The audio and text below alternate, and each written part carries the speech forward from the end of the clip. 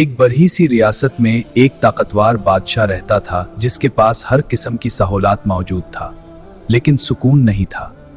उसकी के सामने हर किस्म का खाना मौजूद था, उसका खजाना पैसों और सोने से भरा पड़ा था, सबसे खूबसूरत महल था मगर दिल अंधेरा था। और उसकी रियासत के एक कोने में एक गरीब किसान रहता था जिसका नाम रहीम था। रहीम गरीब तो था लेकिन हमेशा मुस्कुराता था।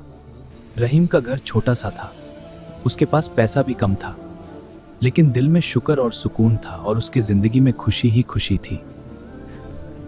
जब बादशाह ने उसे इतना खुश देख तो बादशाह हैरान रह गया और सोचने लगा कि एक गरीब किसान कैसे इतना खुश हो सकता है। फिर एक दिन बादशाह ने रहीम को महल बुलाया। रहीम और उसके बीवी बादशाह के दरबार में हाजिर हो गए। फिर बादशाह ने, इतने खुश क्यों हो? जहांपनाह, जिंदगी छोटी खुशी से। तुम इतनी गुर्बत में खुश कैसी रह सकते हो? इसका क्या राज हो सकता है? बादशाह सलामत, जहां शुक्र होता है वहां खुशी होता है, और जहां ललच होता है वहां सुकून नहीं मिलता।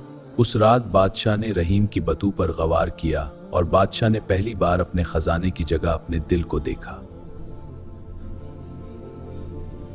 अगली दिन बादशाह ने टैक्स कम किया और खजाना गरीब आवाम के लिए खोल दिया।